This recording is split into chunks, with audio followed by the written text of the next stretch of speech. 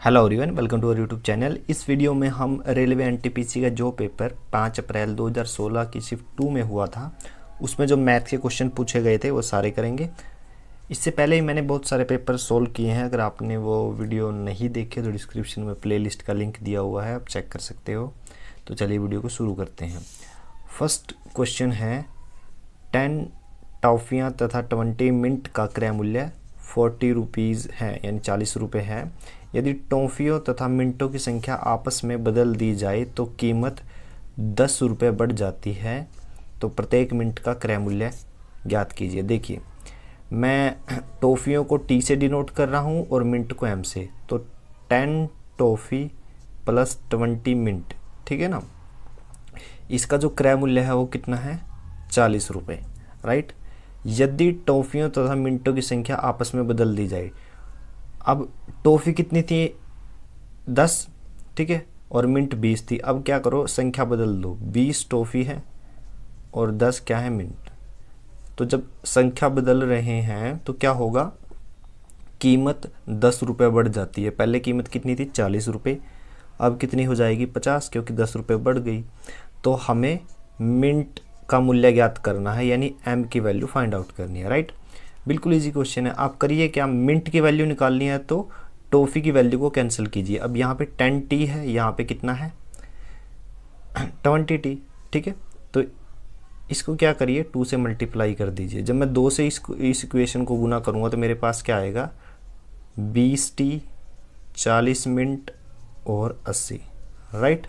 अब इन दोनों इक्वेशन को सोल्व कीजिए। कैसे सोल्व करोगे, फर्स्ट इक्वेशन में से सेकंड सब्ट्रैक्ट कर दीजिए, राइट। तो ये कैंसिल हो जाएगा। अब 10 मिनट पॉजिटिव है और 40 मिनट क्या है, नेगेटिव। तो 10 माइनस 40 माइनस का 30 minute is equal to 50 minus 30 minus का 30, राइट। इससे ये कैंसिल हो जाएगा, तो मिनट की जो कीमत है वो कितनी आ गई, 1 रुपया, ठीक है ना। तो 1 रुपया जो है, ऑप्शन ए जो है वो सही आंसर है।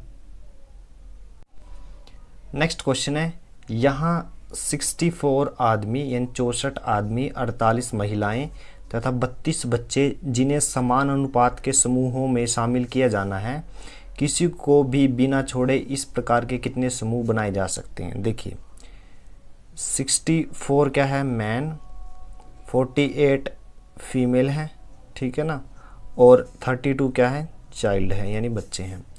अब जो ग्रुप बनाना है, ठीक है ना, कितने ग्रुप बनाए जा सकते हैं वो फाइंड आउट करना। हर एक ग्रुप में मैन, फीमेल और जो चाइल्ड है होने चाहिए, वो ग्रुप पूछ रहा है, ठीक है। अब ग्रुप कितने भी बने, ये मान लीजिए यहाँ पे ग्रुप है, ग्रुप कितने ही बने, वो जो नंबर आएगा वो तीनों नंबर का मल्टीपल होगा, ठीक है ना। तो मैं ए ऑप्शन से शुरू कर रहा हूँ। मान लीजिए 16 है, क्या 16 64 का मल्टीपल है, मतलब सॉरी फैक्टर है। तो 64 का फैक्टर 16 है या नहीं हम चेक करेंगे। देखिए 16 चौक 64, ठीक है ना। तो 16 जो है 64 का फैक्टर है। 48 का भी है, 16 3 48, 16 दूनी 32। तो जो 16 है वो हमारा सही आंसर हो सकता है। बी की मैं बात करता हूँ। बी ऑप्शन में है 12। 12 जो है वो 64 का फैक्टर नहीं है। 12 48 का फैक्टर है, 32 का नहीं है, तो बी ऑप्शन हमारा गलत हो गया। 18 की बात करूं तो 18 जो है वो 64 का फैक्टर नहीं है, तो सी ऑप्शन भी गलत। और 14 जो है 32 का फैक्टर नहीं है और ना ही 64 आता, ठीक है ना, और ना ही 48, तो 14 जो है ये भी गलत है। तो आप देख सकते हो जो ऑप्शन ए था वो हमारा सही आंसर है, कि जो ग्रुप बनेंगे वो 16 के बनेंगे। अगर हमसे ये पूछे कि एक ग्रुप में टोटल कितने मैन, फीमेल और चाइल्ड आएंगे, देखिए 16 चौक 64, 4 आदमी, 16 3 48, 3 फीमेल यानी महिलाएं और 2 बच्चे, यानी एक ग्रुप में 7 और 2 9 रहेंगे, ठीक है ना, जिसमें 4 आदमी हैं, 3 महिलाएं हैं और 2 बच्चे हैं, और ऐसे ऐसे कितने ग्रुप बनेंगे, 16, ठीक है। नेक्स्ट क्वेश्चन है 12, 16, 18 और 21 का एलसीएम फाइंड आउट कीजिए, ठीक है ना। तो कैसे करोगे, 3 से डिवाइड होते हैं सारे, देखते हैं 3 चौक 12, 16 नहीं होता एज इट इज़, फिर 3 6 18, 3 7 21, राइट। फिर 2 पे कैंसिल कीजिए, 2 दूनी 4, 8 और 3 और 7, राइट। फिर 2 पे 1, फिर 4, 3 और 7, राइट। अब ये तीनों नंबर अलग अलग हैं, ठीक है। तो इन सब की गुना कर दीजिए, 3 दूनी 6, 6 दूनी 12, 12 चौक 48 और 7 21, 48 और 21, ठीक है ना। इनके जब गुना करोगे तो आपके पास आएगा 1008। तो ऑप्शन जो ए है वो सही आंसर है। नेक्स्ट क्वेश्चन है, एक 8 गुना 4.5 मीटर की दीवार की रोगन की लागत 4500 रुपये है, तो प्रति वर्ग मीटर की लागत ज्ञात कीजिए। देखिए वेरी सिंपल, 4500 क्या है, टोटल रुपए हैं, और उसके डिवाइड में ये एरिया कर दीजिए, तो 8 × 4.5, इससे क्या होगा, हमें जो लागत है पर मीटर स्क्वायर प्राप्त हो जाएगी, ठीक है ना। तो ये डेसिमल हटाइए तो ऊपर एक ज़ीरो और आ जाएगी, 45 से कैंसिल कीजिए, 1000, 1000 के डिवाइड में 8, सिंपल 8 से कैंसिल हो जाएगा, 125, ठीक है ना। तो 125 रुपये जो है वो क्या है, प्रति वर्ग मीटर यानी पर मीटर स्क्वायर है, ठीक है ना, लागत। तो ऑप्शन जो बी है वो सही आंसर है। नेक्स्ट क्वेश्चन है, एम एक काम को 12 दिन में कर सकता है। जो एम है वो एक काम को कितने दिन में कर सकता है, 12, यहाँ पे है टोटल टाइम, राइट। एन उसी काम को समाप्त करने में एम से आधा समय लेता है। एन जो है इसी काम को, यहाँ पे काम है टोटल वर्क, आधा समय लेता है, यानी 6 डेज का जो टाइम लेता है। तो क्या करिए, इन दोनों का एलसीएम ले लीजिए, एलसीएम आएगा 12, तो मैंने ये टोटल टाइम मान लिया, ठीक है। यहाँ पे है यूनिट वर्क, यानी एक दिन का काम, 12 यूनिट वर्क को 12 दिन में किया जा रहा है, तो एम एक दिन में 1 यूनिट काम करता है। 12 यूनिट वर्क को 6 दिनों में किया जा रहा है, यानी वो एक दिन में 2 यूनिट काम करता है। दोनों मिलकर, यदि वे दोनों मिलकर काम करें तो वह एक दिन में कितना काम करेंगे। देखिए दोनों अगर मिले एम और एन, तो एक दिन में कितना काम करेंगे, 2 और 1 3, ठीक है ना। तो एक दिन में वो कितना काम करेंगे, 3, बट हमने 12 मानना हुआ था, तो 3 यूनिट 12 का कितना है, 3 यूनिट 12 का कितना है, देखिए 3 चौक 12, यानी 1/4। यूनिट वर्क का मतलब है एक दिन का काम, एक दिन का काम ही पूछा है, तो यूनिट वर्क पूछा था हमें, वो है 3 यूनिट, बट 3 यूनिट 12 का कुछ होता होगा तो 1/4 होता है, तो ये हमारा सही आंसर है। नेक्स्ट क्वेश्चन है, 40 छात्रों की आयु का औसत 30 वर्ष है, 25 छात्रों की आयु का औसत 36 वर्ष है, बाकी छात्रों की आयु का औसत ज्ञात कीजिए। देखिए 40 जो स्टूडेंट हैं, 40 स्टूडेंट हैं, उनका जो एवरेज है, औसत है, वो कितना है, 30 वर्ष है, राइट। अब 40 में से जो 25 छात्र हैं, 25 स्टूडेंट हैं, उनका जो एवरेज दिया हुआ है वो कितना है, 36, राइट। और बचे हुए कितने, 40 - 25, 15 स्टूडेंट का जो एवरेज है वो हमें कैलकुलेट करना है। अब देखिए एवरेज कितना होना चाहिए था, ओवरऑल एवरेज 30 है, यानी हर एक जो छात्र है उसकी एज कितनी है, 30 वर्ष है, 30 वर्ष है। लेकिन 25 छात्र ऐसे हैं जिनकी एवरेज एज 36 है, यानी एक स्टूडेंट के ऊपर 6 प्लस है। स्टूडेंट कितने हैं, 25, तो 25 का 150, यानी 150 जो वर्ष हैं वो ज़्यादा हैं।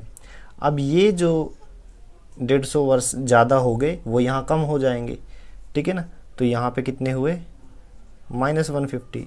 अब -150 कितने स्टूडेंट पे हुए हैं, 15 पे, तो एक स्टूडेंट के ऊपर कितने कम हुए, 10 ईयर, ठीक है। पहले कितनी एज थी एवरेज, 30, 10 घट गई, तो अब बची कितनी, 20, यानी एवरेज कितनी आई, 20 ईयर, ठीक है ना। तो ऑप्शन जो ए है वो सही आंसर है। नेक्स्ट क्वेश्चन है, 7 संख्याओं का योगफल 1050 है, पहली 3 संख्याओं का औसत 120 है, चौथी संख्या 126 है, तो तो अंतिम 3 संख्याओं का औसत ज्ञात कीजिए। देखिए 7 संख्याओं का जो योग है यानी सम कितना है 1050, ठीक है। तो पहली जो 3 संख्याएं हैं उनका जो औसत है 120 है, तो 3 से गुना करेंगे तो सम कितना आ जाएगा 360, यानी पहली जो 3 संख्याएं हैं उनका सम कितना आ गया 360। घटा दीजिए 0 9 फिर यहाँ पे 6, ठीक है 690। चौथी संख्या 126 है, चौथी संख्या भी घटा दीजिए, ठीक है। घटाओगे यहाँ पे कितना है 4 फिर 6 और यहाँ पे 5, 564, ठीक है ना। अब जो अंतिम 3 संख्याएं बची है उनका औसत ज्ञात कीजिए। हमें उनका सम तो पता है 564, 564 सम पता है, डिवाइड में उनकी संख्या से भाग कर दीजिए, तो कैंसिल करोगे तो आपके पास आएगा 188, यानी 188 जो है वो क्या है एवरेज। तो ऑप्शन जो सी है वो सही आंसर है। नेक्स्ट क्वेश्चन है, एक हाल 20 मीटर लंबा तथा 12 मीटर चौड़ा है, तो क्षेत्रफल क्या रहेगा यानी एरिया। 20 मीटर लंबा और 12 मीटर चौड़ा, ठीक है ना, लंबाई गुना चौड़ाई, ये एरिया आ गया, ठीक है ना।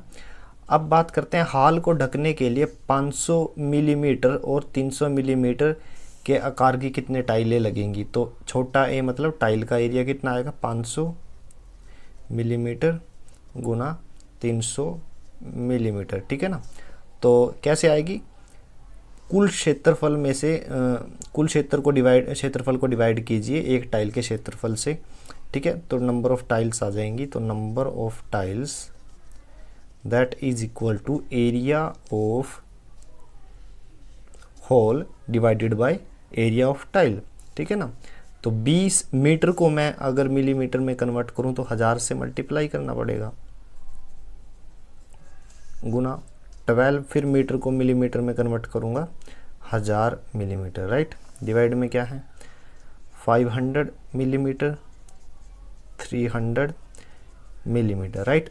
मिलीमीटर से मिलीमीटर कैंसिल हो जाएगा, 500 दूनी 1000, ठीक है ना। 2 0 से ये 2 0 कैंसिल, 3 चौक 12, ठीक है ना। तो 1 0 ये है, 1 0 ये, 2 0 तो मैंने ये लिख ली, राइट। 4 दूनी 8, 8 दूनी 16, 1600 टाइल आ जाएंगी। तो ऑप्शन जो सी है वो सही आंसर है। नेक्स्ट क्वेश्चन है, 10 दर्जन बैग, यानी एक दर्जन में 12 होते हैं, तो टोटल बैग कितने आ जाएंगे, टोटल बैग कितने आ जाएंगे 120, राइट। 10 दर्जन बैग 18,000 रुपये में खरीदे गए और 15% के लाभ पर बेच दिए गए। 15% लाभ पर बेच दिए, प्रत्येक बैग का विक्रय मूल्य ज्ञात कीजिए। देखिए 15% लाभ का मतलब क्या है, मान लीजिए कोई वस्तु जो है उसका खरीद मूल्य 100 यूनिट है, तो 15% का मतलब होता है 15 रुपये का प्रॉफिट 100 रुपये पे, यानी 115 यूनिट, राइट। बट एक्चुअल में 100 यूनिट नहीं है, 18,000 है, 18,000 रुपये हैं। तो 1 यूनिट की वैल्यू क्या आई, 1 यूनिट बराबर हो गया 180 रुपये, ठीक है। तो 18,000 रुपये के बैग थे, ठीक है। 1 यूनिट की वैल्यू 180 आई, तो 115 यूनिट की वैल्यू क्या आएगी 115 गुना 180, ठीक है। ये जो विक्रय मूल्य आया है कितने बैग का आया है 120 का, हमें एक बैग का निकालना है। टोटल अमाउंट के डिवाइड में 120 कर दीजिए, ठीक है। तो अब ये 60 से कैंसिल होगा, 60 थी 180, 60 दूनी 120, राइट। तो 115 दिया 345 के डिवाइड में फिर 2, तो हमारे पास आ गया 172.5, ठीक है ना। तो ऑप्शन जो डी है वो सही आंसर है।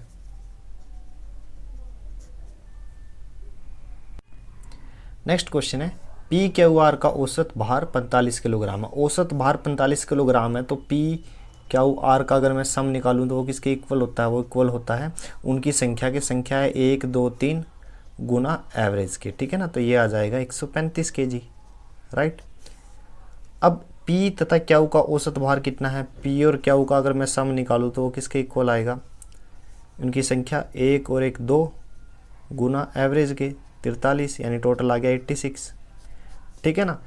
पी और क्यू का सम 86 है, पी क्यू आर का सम 135 है, हमें आर का वजन ज्ञात करना है। तो आर की वैल्यू कैसे फाइंड आउट करोगे?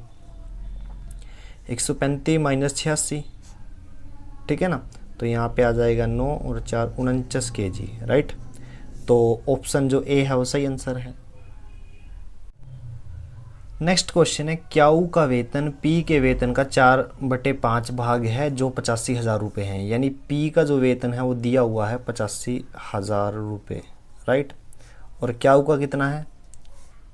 पी के वेतन का 4/5 यानी 85,000 का 4/5, ये क्याऊ का वेतन है। फिर बोला है आर का वेतन क्याऊ के वेतन का 3/4 भाग है। तो आर का जो वेतन है वो क्याऊ के वेतन का, यानी क्याऊ का जो वेतन है उसका 3/4 है, ठीक है। आर का प्रति माह का वेतन ज्ञात कीजिए। तो 5 से कैंसिल होगा, कितना आएगा? 17,000। 4 से 4 कैंसिल, 17,000 की 3 के साथ गुना करूँगा तो 51,000 रुपये आएगा। तो ऑप्शन सी जो है वो सही आंसर है। नेक्स्ट क्वेश्चन है, के एक कार 4.5 लाख रुपए में खरीदता है तथा उसकी सहायक सामग्री पर 1.25 लाख रुपए खर्च करता है। वह कार को 20% की हानि पर बेच देता है। तो कार का विक्रय मूल्य ज्ञात कीजिए। देखिए, कार को खरीदा कितने में? 4.5 लाख में, ठीक है। उसकी सहायक सामग्री पर कितना खर्च किया? 1.25 लाख। टोटल खर्च कितना आ गया? 5.75 लाख, ठीक है। इतना खर्च आ गया। वह कार को 20% की हानि पर बेचता है। 20% हानि का मतलब है 100 रुपये पर 20 की हानि, यानी 100 की चीज़ को 80 रुपये में बेचा, ठीक है ना। ये होता है। यानी अगर यहाँ पे कोई क्रय मूल्य है तो उसका 80% कितना होता है? 0.8, और यहाँ पे क्रय मूल्य है, राइट, यही होता है। तो यहाँ पे क्रय मूल्य कितना था? 5.75 लाख। तो इसका 0.8% क्या आ जाए? 0.8 क्या आ जाएगा? विक्रय मूल्य। तो 5.75 गुना 0.8, तो ये आएगा 4.6 लाख रुपए, राइट। ये सारा कैलकुलेशन वर्क था, ठीक है ना। तो ऑप्शन डी जो है वो सही आंसर है। नेक्स्ट क्वेश्चन है, एक वस्तु 20% की हानि पर 15,000 रुपये में बेची गई। वस्तु का क्रय मूल्य ज्ञात कीजिए। मान लीजिए कॉस्ट प्राइस यानी क्रय मूल्य 100 यूनिट है, ठीक है। 20% हानि का मतलब होता है 100 रुपये पे 20 रुपये कम, यानी 100 यूनिट है तो 80 यूनिट क्या है? 80 यूनिट में वो बेची गई। बट एक्चुअल में कितने की बेची गई है? 15,000 रुपये में। तो 80 को डिवाइड में लेके जाओ, एक यूनिट की वैल्यू आ जाएगी 15,000 बटे 80 रुपये, ठीक है ना। हमें क्रय मूल्य निकालना है, यानी 80 यूनिट का क्रय मूल्य निकालना है। तो एक यूनिट का जो क्रय मूल्य है वो 15,000 बटे 80 है। तो 100 यूनिट का होगा, 100 से मल्टीप्लाई कर दीजिए। तो 0 से 0 कैंसिल, 2 पे कैंसिल होगा 5, यहाँ पे 4 आ जाएगा। ये 4 से कैंसिल हो जाएगा, 4 तिये 12, ठीक है ना। 3 कॉमन बचा, 3 और 0 यानी 30, 4 7 28, फिर 2, 4 5 20, 0, ठीक है ना। 3750 गुना 5, ये कितना आ जाएगा? 18,750, ठीक है ना। तो ऑप्शन जो सी है वो सही आंसर है। नेक्स्ट क्वेश्चन है, 10 वर्षों में एक निश्चित धनराशि किस साधारण ब्याज दर से स्वयं की दुगनी हो जाएगी? देखिए, मान लीजिए 100 रुपये है, हमारा जो प्रिंसिपल है वो 100 रुपये है।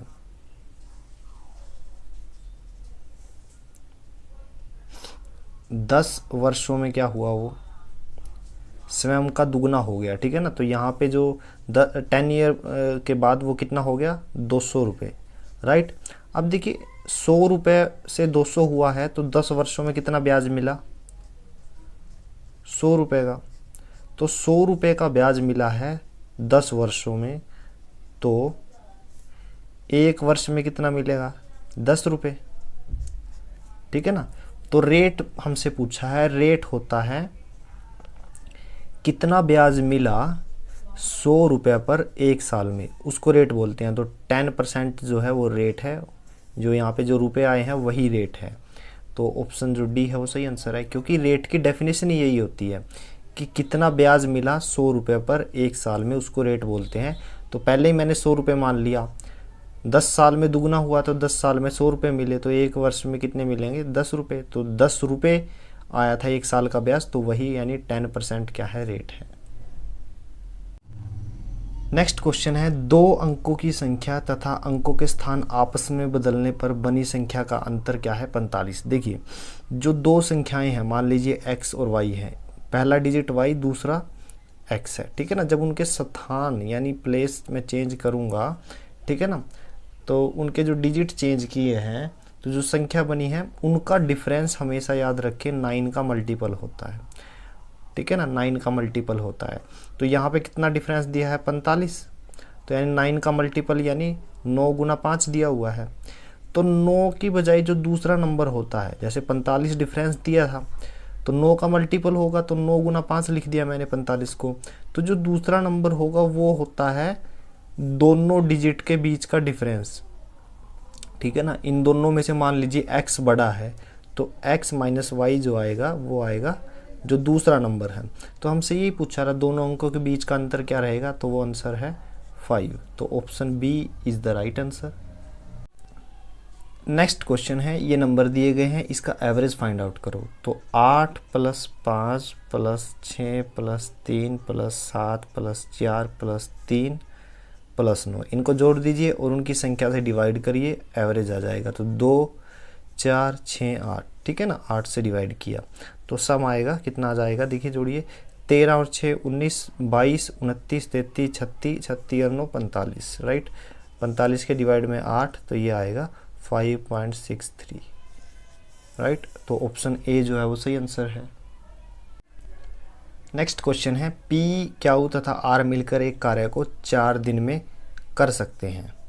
तो P, Q, R एक काम को कितने दिन में करते हैं 4 दिन में। P तथा Q अकेले उसी काम को क्रम से 8 और 12 दिन में करते हैं। P करता है 8 दिन में और टाइम यहाँ पे आएगा राइट हैंड साइड में, और Q करता है 12 दिन में, राइट। तो मैंने क्या किया, इन तीनों का एलसीएम ले लिया, ठीक है। तो एलसीएम क्या आएगा 24, राइट।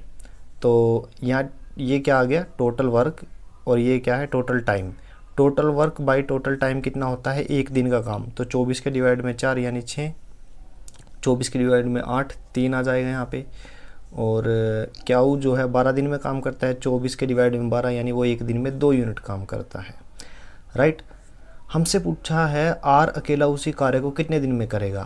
R कितने दिन में करेगा, यहाँ पे ये जो टाइम फाइंड आउट करना है। सबसे पहले ये पता होना चाहिए कि R एक दिन में कितना काम करता है।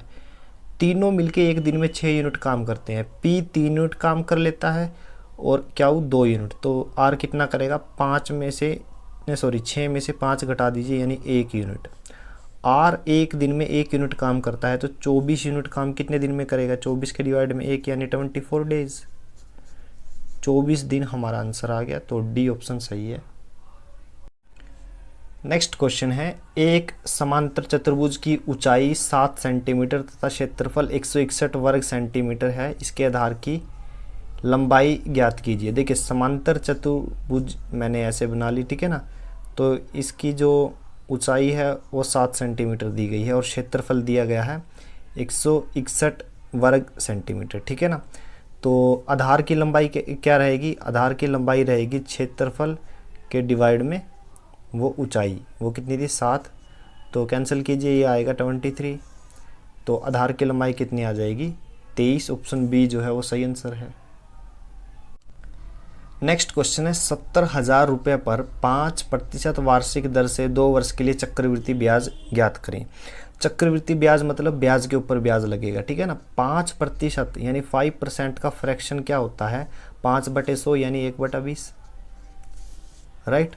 तो 70,000 रुपये पर हम चक्रवृद्धि ब्याज निकालते हैं। फर्स्ट ईयर में पहले साल में कितना ब्याज लगेगा, 70,000 का 1/20 कितना होता है 3500 रुपये।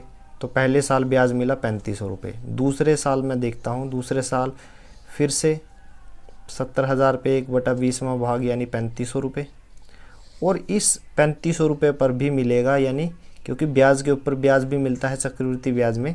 ठीक है, 3500 का 1/20 कितना हो गया, 175। टोटल चक्रवृद्धि ब्याज निकालना है, कितना हो गया, 3500 7,000 7175 रुपये। ठीक है ना, तो 7175 ऑप्शन ए जो है वो सही आंसर है। नेक्स्ट क्वेश्चन है, एक एथलीट 5 मिनट में 800 मीटर दौड़ता है, उसकी चाल बताएं। किलोमीटर प्रति घंटा में निकालनी है, मतलब 1 किलोमीटर में कितना दौड़ता है। देखिए 800 मीटर जो है वो 5 मिनट में दौड़ता है। अब डिवाइड में हमें घंटा चाहिए, ठीक है ना, यहाँ पे मिनट है तो 12 से मैं मल्टीप्लाई कर दूँ, यहाँ भी 12 से, तो 12 पंजे 60, 60 मिनट का 1 घंटा होता है। तो ये कितना आ जाएगा, 12 को 8 से गुना कीजिए, 9600 मीटर डिवाइड में 1 आवर यानी 1 घंटा। ठीक है, अब 9600 मीटर है, इसको किलोमीटर में कन्वर्ट करेंगे तो 1000 से डिवाइड करना पड़ेगा, तो ये आएगा 9.6 किलोमीटर पर आवर। 1 घंटा तो पहले डिवाइड में था, तो ये आ गई हमारी चाल। ठीक है ना, स्पीड जो हमें कैलकुलेट करनी थी 9.6, तो ऑप्शन सी जो है वो सही आंसर है। नेक्स्ट क्वेश्चन है, यदि दो संख्याओं का योग 26 तथा उनका अंतर 12 है तो उनके वर्गों का अंतर ज्ञात कीजिए। देखिए तो मान लीजिए वे दो संख्याएं x और y हैं, ठीक है ना, तो उनका जो जोड़ है दोनों नंबर का वो कितना है, 26, और दोनों का जो डिफरेंस है वो कितना है, 12। ठीक है ना, दोनों इक्वेशन की गुना कीजिए तो x + y x - y, ठीक है ना, किसके बराबर आ जाएगा, 26 × 12 312। ठीक है ना, 26 × 12 312 के इक्वल आ जाएगा। और ये किसके इक्वल आएगा, x² - y², यानी पहली संख्या का स्क्वायर और दूसरी संख्या का स्क्वायर, उसका डिफरेंस, यही तो निकालना है। तो उनके वर्गों का अंतर ज्ञात कीजिए। ये वर्गों का अंतर हो गया, कितना आया, 312, तो जस्ट मल्टीप्लाई करना था आपस में। ठीक है ना, तो 26 और 12 को मल्टीप्लाई किया तो 312 आया, तो option B is the right answer. Next question है, P तथा Q की चाल का अनुपात कितना है, 3:4 है। P और Q की चाल का अनुपात 3:4 है। यदि Q 4 घंटे में 320 किलोमीटर तय करता है तो P की चाल बताएं।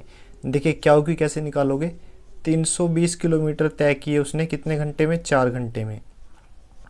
कैंसिल कीजिए, कितना आ जाएगा, ये आएगा 80 किलोमीटर पर आवर, राइट। तो P की जो चाल आई 80 किलोमीटर आवर, तो 4 जो था रेशो में वो किसके इक्वल आ गया, 80 किलोमीटर के। तो 1 की वैल्यू क्या आएगी, 20, 80 के डिवाइड में 4। हमें 3 की वैल्यू निकालनी है, यानी P की वैल्यू निकालनी है ना, तो 3 है, 4 के रेशो में 3 है, तो इसकी वैल्यू क्या रहेगी, 3 × 20 यानी 60 किलोमीटर पर आवर। आप इनको यूनिट में मान सकते थे या एक्स में मान सकते थे, जैसे 3x 4x, 4x की वैल्यू 80 है तो x की वैल्यू कितनी आ जाएगी, 20, फिर 3x की वैल्यू आएगी 3 × 20 यानी 60 kilometre per hour. Next question है, एक व्यक्ति के पास 550 रुपये के रूप में 10 रुपये के 17 नोट तथा कुछ 20 रुपये के नोट हैं। 20 रुपये के नोट की कुल संख्या ज्ञात कीजिए। देखिए टोटल अमाउंट है 550 रुपये, राइट, जिसमें से जो 10 नोट है वो कितने के हैं, वो कितने हैं, 17। ठीक है ना, 10 रुपये के नोट 17 है, टोटल अमाउंट कितनी आ जाएगी, 170 रुपये। तो 550 में से 170 घटा दीजिए, कितने आए, 380। तो 380 जो अमाउंट है वो किस में है, 20 रुपये के नोट में है। तो 20 से भाग करूँगा तो मेरे पास टोटल कितने आ जाएंगे, नोट आ जाएंगे, 20 के कितने आए, 19। ठीक है ना, तो ऑप्शन बी जो है वो सही आंसर है। नेक्स्ट क्वेश्चन है, यदि x = y + 23 तथा x - 2y = 15 तो x की वैल्यू निकालिए। देखिए x की यहाँ पे y क्या करिए, लेफ्ट हैंड साइड में लेके जाइए, तो x - y = 23। और दूसरी इक्वेशन क्या है, x - 2y = 15। हमें x की वैल्यू निकालनी है तो y की वैल्यू को इक्वल कीजिए। देखिए यहाँ पे 2y है तो पहली इक्वेशन को भी 2 से मल्टीप्लाई करेंगे ताकि y इक्वल हो जाए। तो ये इक्वेशन बनेगी 2x माइनस का 2y that is equal to 46। ठीक है ना, 23 दूनी 46। तो x - 2y = 15 पहले ही था, अब निशान चेंज कर दीजिए। ठीक है ना, मतलब सब्ट्रैक्ट कीजिए तो निशान चेंज हो जाएंगे।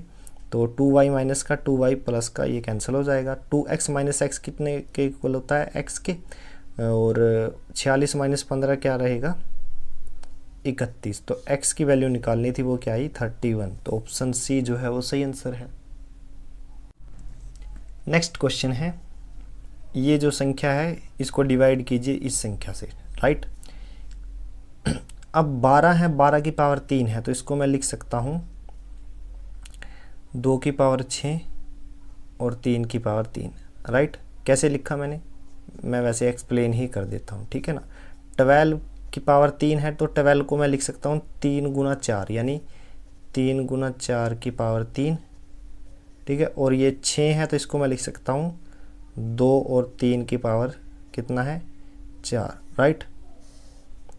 नीचे क्या है, 2 की पावर 4 गुना 3 की पावर 3। 72 को मैं लिख सकता हूँ 9 8 72, यानी 3 गुना 3, ये तो आ गया 9, और 8 था 2 की पावर 3, राइट। ये लिख सकता हूँ। अब ये क्या है, 3 की पावर 3 गुना 4 की पावर 3। 4 को मैं लिख सकता हूँ 2 गुना 2 उसकी पावर 3, यानी 2 की पावर 2 लिखो उसको, फिर पावर गुना में हो जाएगी, 3 दूनी 6, यानी 2 की पावर 6। इसको मैं डायरेक्ट लिख रहा था, ठीक है ना, डायरेक्ट ही लिखना, ये वैसे एक्सप्लेन कर रहा हूँ मैं, ठीक है। गुना 2 की पावर 4 और 3 की पावर 4, राइट। डिवाइड में क्या है, डिवाइड में है 2 की पावर 3 और 2 की पावर 4, 2 की पावर 7 आ गया, और यहाँ पे कितना है, 3 की पावर 2 और 3 की पावर 5, सॉरी 3, यानी 3 की पावर 5 आ जाएगा, ठीक है। तो यहाँ पे 7 है, यहाँ पे 2 की पावर 10 है, तो कैंसिल कीजिए। 2 की पावर कितना बचा, 3, और यहाँ पे 3 की पावर कितनी है, 3 और 4 7, नीचे 5 कैंसिल हो गया, ठीक है ना। तो बचा कितना, 3 की पावर 2, राइट।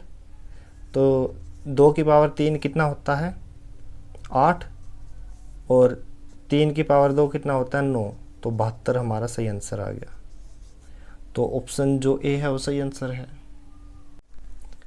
नेक्स्ट क्वेश्चन है, टेंजेंट थीटा गुना कोसिकेंट थीटा डिवाइड में कोटेंजेंट थीटा प्लस गुना सीकेंट थीटा का मान ज्ञात कीजिए। देखिए, tangent theta into cosecant theta